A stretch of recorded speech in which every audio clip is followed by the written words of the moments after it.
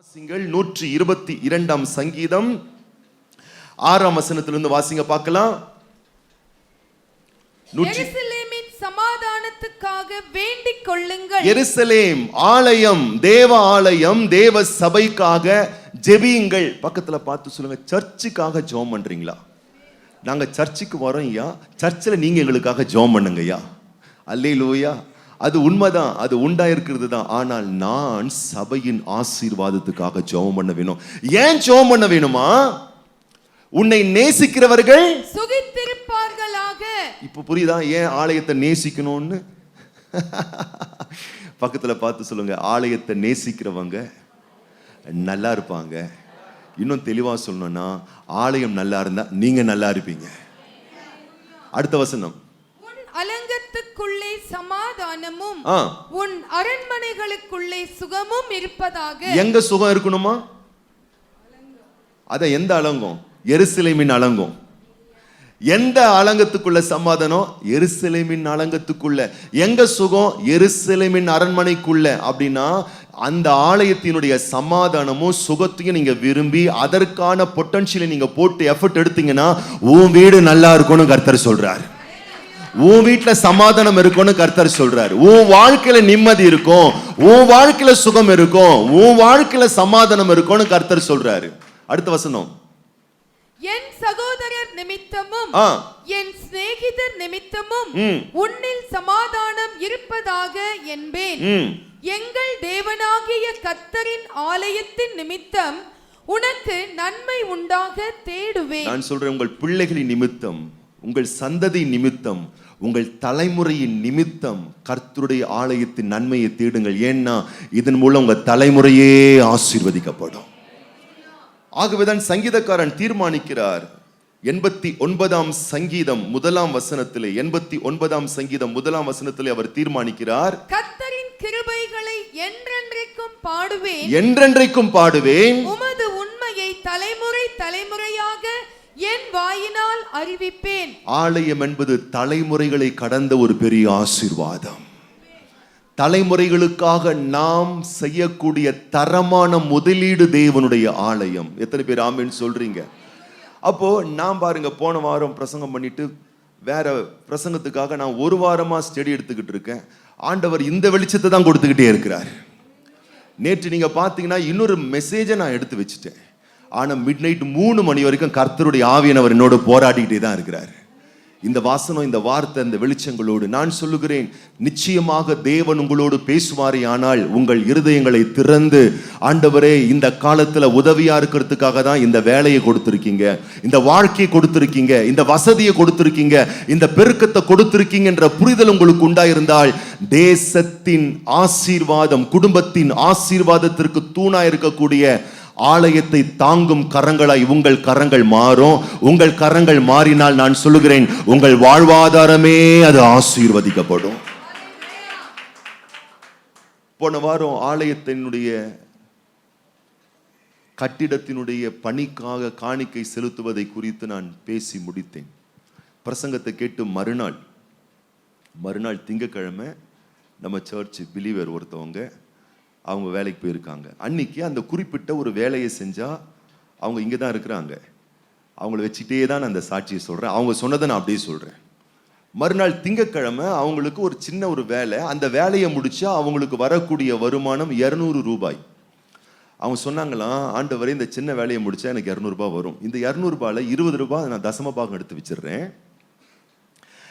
100 ரூபாய் நான் ஆண்டவருடைய ஆலய கட்டடத்துக்காக நான் எடுத்து வச்சிடுறேன், 120 ரூபாய் போயிடுச்சுன்னா 80 ரூபா இருக்கும். இன்னைக்கு உள்ள செலவுக்கு எனக்கு 80 ரூபா போதும் ஆண்டவரே அப்படின்னா அவங்க சொன்னாங்களாம். பாருங்க, கர்த்தர் பேசினாராம், 200 ரூபாயில இப்படி அழகா கணக்கு போடுறியே, அதிகமா கொடுத்தா என்ன பண்ணுவேன்? பக்கத்துல பார்த்து சொல்லுங்க, கொஞ்சமா இருக்கும்போது கர்த்தருக்குன்னு எடுத்து வைக்கிற நாம அதிகமா வந்தாதான் அந்தர்பல்ட்டி வேலையே பண்றோம். அவங்க சொன்னாங்க, உண்மை முன்னாடி இருக்கிறாங்க அவங்க சொன்னதை நான் அப்படியே சொல்றேன். அவங்க சொன்னாங்க, கர்த்தர் இப்படியே என்கிட்ட பேசினார், நான் அதிகமாக கொடுத்தா என்ன பண்ணுவேன்? ஆண்டவரே நீங்க அதிகமாக கொடுத்து பாருங்க, நான் எவ்வளவு உண்மையா இருக்குன்றதை நான் காட்டுறேன் ஆண்டவரேன்னு. அவங்க சொல்றாங்க பாருங்க, அன்னைக்கு நினைச்ச பார்க்கல 9000 ரூபாய் எனக்கு வருமானத்தை ஆண்டவர் கொடுத்தார். 200 ரூபாய் வர வேண்டிய இடத்துல இருந்து 9000 rupees எனக்கு வந்துச்சு.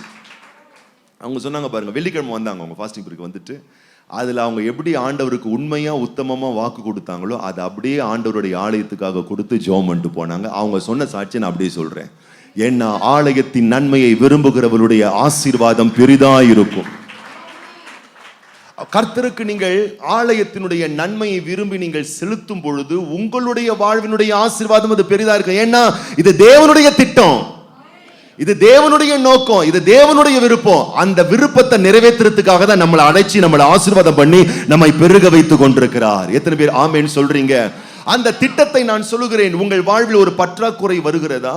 நல்லா வந்துச்சுங்க, லாபம் டவுன் ஆகுதுங்க, கிராஃப் அப்படியே மேலே போயிட்டே இருந்துச்சுங்க, அப்படியே பிளஸ்ல போனது அப்படியே மைனஸ் ஆகுதுன்னா இன்னைக்கு கர்த்தர் உங்களோட திட்டமா பேசுறாரு. உன் அடையாளத்தை இழந்திருக்கிறாய், தேவன் அழைத்த அந்த அழைப்பையும் உணராமல் இருக்கிறாய். இன்றைக்கு கர்த்தருக்காக பழுக வேண்டும், கர்த்தருக்காக ஐஸ்வர்யவானாய் மாற வேண்டும் என்ற அதீத விருப்பம் உங்களுக்கு இருந்தால் கர்த்தர் உங்களை பெருக பண்ண பெரியவராய் இருக்கிறார். ஜாய்ஸ் மேயர் அம்மையார் அவர்கள் உலகம் முழுவதிலும் வல்லமையாய் பயன்படுத்தப்படுகிறார்கள். ஒரு முறை அவர்கள் கூட்டத்தை நடத்திவிட்டு அவர்கள் காரில் ஏறும் பொழுது ஒருத்தர் வேகமா வந்தாராம். வேகமா வந்து சொன்னாராம், அம்மா என்னம்மா நீங்க பிரசங்கம் பண்றீங்க, இன்னும் அருமையா பேசுறீங்க, நான் பல வருஷமா உங்க வார்த்தையை கேட்டு கேட்டு கேட்டு கேட்டு நான் நிறைய என் லைஃப்ல நான் பல விதமான நன்மையை பெற்றிருக்கிறேன், எனக்காக நீங்க ஜெபம் பண்ணுங்க. ஆனா என் பிஸ்னஸ்ல வளர்ச்சியே இல்லை, என் பொருளாதாரத்துல ரொம்ப தாழ்ச்சியா இருக்கு. அவங்க அடுத்தது கேட்ட ஒரு கேள்வி, அவங்க பிரசங்கம் பண்ணதை நான் அப்படியே சொல்றேன். அவங்க அடுத்தது கேட்ட ஒரு கேள்வி, என்னுடைய வார்த்தையை கேட்டு இவ்வளவு நன்மை பெற்றிருக்கிறேன் பல வருஷமா சொல்றீங்களே, என் ஊழியத்திற்கு நீங்கள் விதைக்கிறீர்களா உண்மையும் உத்தமமா? அவர் சொன்னாரா, இல்லை அம்மா. அப்பனா உனக்கு ஆசீர்வாதமே கிடைக்காது, கிளம்புட்டாங்களா. அல்லேலூயா. நான் சொல்லுகிறேன், கர்த்தருடைய வசனம், கர்த்தருடைய நன்மை உங்கள் வாழ்வில் விதைக்கப்பட்டு கொண்டே இருக்கிறது. அதனுடைய அறுவடைகளை நீங்கள் செலுத்த செலுத்த உங்க லைஃப்ல அபிவிருத்தி உண்டாகிட்டே இருக்கும். அதை நீங்க நிறுத்தும் போது எல்லா பிளஸிங்ஸும் ஸ்டாப் ஆகிடும். எல்லாமே அது அப்படியே ஸ்டாப் ஆகுது. எல்லா அதிக பிரயாசம் இருக்கும், ஆனா விருத்தி அடைதல், பழுகி பெருகுதல் ஒரு நாளும் இருக்கவே இருக்காது. இப்ப நான் சொல்றேன், இன்னைக்கு கர்த்தருக்காக ஐஸ்வர்யம் உள்ளவர்களை நாம் மாறுவோமே ஆனால், நான் சொல்றேன் சாலமோனை மாதிரி நம்ம இருக்க மாட்டோம். நான் சொல்றேன் தாவீதை போல நம்ம இருப்போம். அந்த மகிமை பெருகும், ஐஸ்வர்யம் பெருகும், கணங்கள் பெருகும். இந்த கால கட்டத்தில் உதவியா இருப்பதற்காக தேவன் நம்மை முன்குறித்திருக்கிறார். நம்ம திட்டம் சின்னது. ஆண்டவரே நான் வீட்டை மட்டும் பார்த்துக்கிறேன். கர்த்தர் சொல்றார், இல்ல நீ நாட்டையே பார்த்துக்கணும். அப்படின்னா ஆலயத்தை பார்த்துக் கொள்வதன் மூலம் நாடு ஆசீர்வதிக்கப்படும். எத்தனை பேர் ஆமென் சொல்றீங்க? இந்த தமிழகத்துக்கு சட்டமன்றம் எவ்வளவு முக்கியமோ, இந்த தமிழ்நாட்டுக்கு நான் சொல்றேன் இந்த திருச்சபை அவ்வளவு முக்கியமா இருக்கு. சட்டசபையில் சட்டங்கள் ஏற்றப்படுகிறது, திருச்சபையில் தேவனுடைய சத்தியத்தின் சத்தங்கள் துணிக்கப்படுகிறது. அந்த சட்டத்தால் உங்க வாழ்க்கையில வளம் வருமோ இல்லையோ, ஆனா இந்த சத்தியத்தால நிச்சயமா உங்க வாழ்க்கையில ஒவ்வொரு குடும்பத்துல வளம் வந்தே ஆகும். ஏன்னா இது உண்மையான சத்தியம், இது மாறாத சத்தியம், இது மகத்தான சத்தியம், இது வல்லமையான சத்தியம். எருசலேமின் சமாதானத்துக்காக வேண்டிக் கொள்கிறவர்கள் சுகித்திருப்பார்கள், ஆசீர்வதிக்கப்பட்டிருப்பார்கள். ஏன்? அதனோடு தொடர்புடையவர்களை ஆண்டவர் அளவற்ற வகையிலே ஆசீர்வதிக்கிறவராய் பெருக்கமடைய செய்கிறவராய் இருக்கிறார். கரங்களை உயர்த்தி கண்களை மூடி நம்ம ஜெபிக்கலாமா? ஆசீர்வதிக்க தான் நம்மளை அழைச்சிருக்கார். எத்தனை பேர் ஆமென் சொல்றீங்க? ஆசீர்வாதமா இருக்கதான் என்னை அழைச்சிருக்கீங்க ஆண்டவரே, என்னை ஆசீர்வாதமா தான் வச்சிட்டு இருந்தீங்க ஆண்டவரே.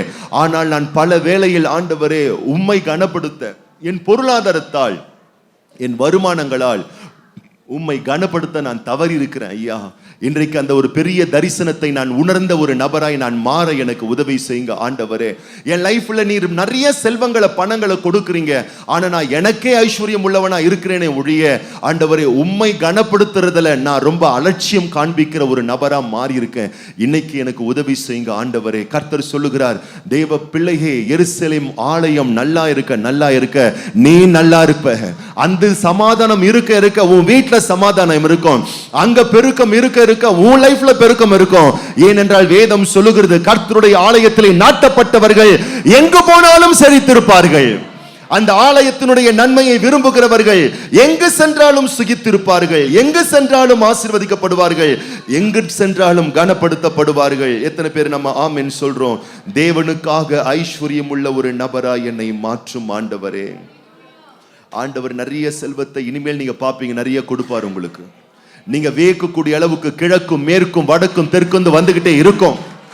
ஏற்கனவே வந்துகிட்டு தான் இருக்கு. ஏற்கனவே நிறைய இருக்கதான் செய்யுது.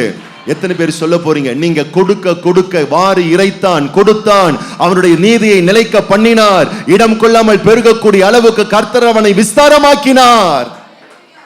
ஆண்டவரே எங்களை பெருக பண்ணுங்க ஆண்டவரே.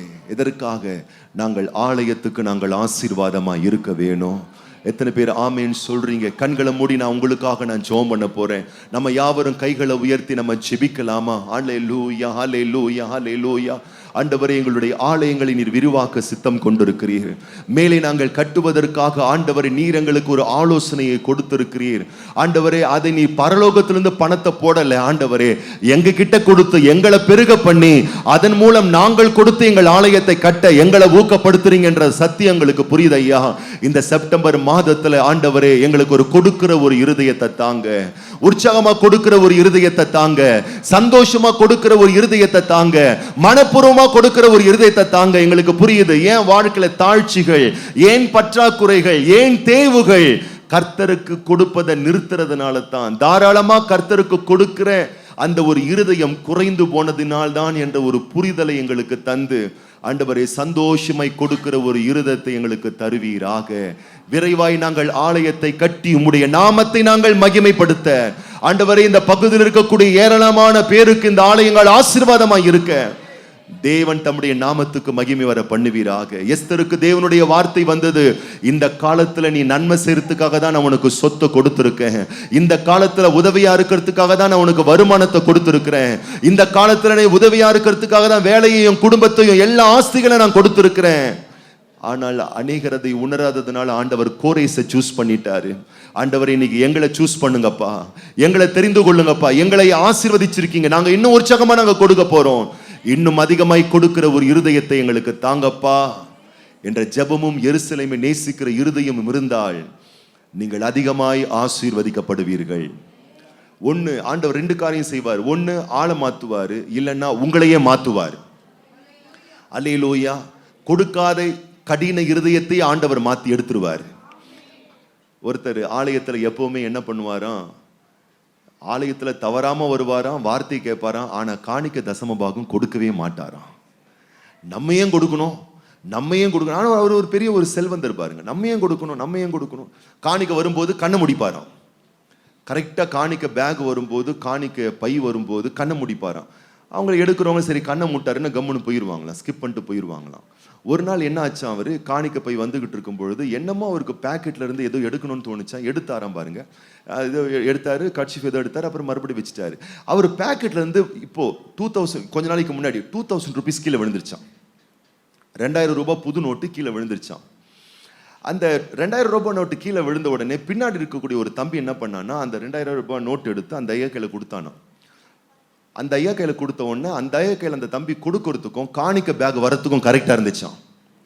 அந்த ஐயா நினைச்சாராம், அந்த பையன் வந்து என்கிட்ட கொடுத்து காணிக்க போட சொல்றான் போல அப்படின்னு அந்த ஐயா காணிக்க பையில அந்த காணிக்க தூக்கி போட்டாராம்.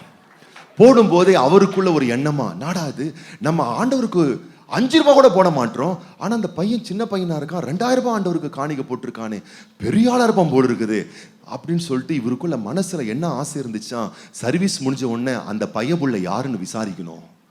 சர்வீஸ் முடிஞ்ச உடனே அந்த ஐயா என்ன பண்ணாரா, அந்த தம்பியை பார்த்து, தம்பி நீ யாரு, உன் பேர் என்ன, இன்னும் வேலை செய்யற, இவ்வளோலாம் கேட்கிறாராம். இந்த தம்பிக்கும் புரியல, எதுக்கு இவ்வளவு விசாரிக்கிறாரு. கடைசியா கேட்டாராம், ஆண்டவருக்கு 2000 ரூபாய் காணிக்க போடுறியப்பா, எப்படிப்பா உன்னால முடியுது, நல்லா சம்பாதிக்கிறியா, எப்படி உனக்கு இவ்வளவு பெரிய மனசு. ஐயா அது ஏன் 2000 ரூபாய் இல்ல, அது உங்க பாக்கெட்ல இருந்து விழுந்துச்சு. இது கதை மாதிரி இருக்கலாம். நான் சொல்லட்டுமா, கர்த்தருக்கு உண்மையா கொடுக்கும் போது நான் சொல்லட்டுமா, அதை ஆசீர்வதித்து அதை பல மடங்கா நமக்கு திருப்பி தருவாரு. அந்தர் பெல்ட் அடிக்கும் போது எப்படி எடுக்கணுமோ அப்படி எடுத்துருவார். அல்லேலூயா. அப்ப நான் என்ன சொல்ல போறேன், கர்த்தருக்கு உற்சாகமாய் நான் கொடுக்க போகிறேன். ஏன்னா உற்சாகமாய் கொடுக்கிற இடத்துல தேவாதி தேவன் பிரியமாய் இருக்கிறார். நான் கர்த்தருக்கு ஆலயத்தை கட்டுவதற்காக கொடுப்பதினால் நான் ஒரு நாளும் குறைந்து போக மாட்டேன். ஏன்னா அதன் நிமித்தம் எனக்கு மேலான மிகுந்த நன்மைகள் தான் உண்டாகும். எத்தனை பேர் ஆமென் சொல்றீங்க?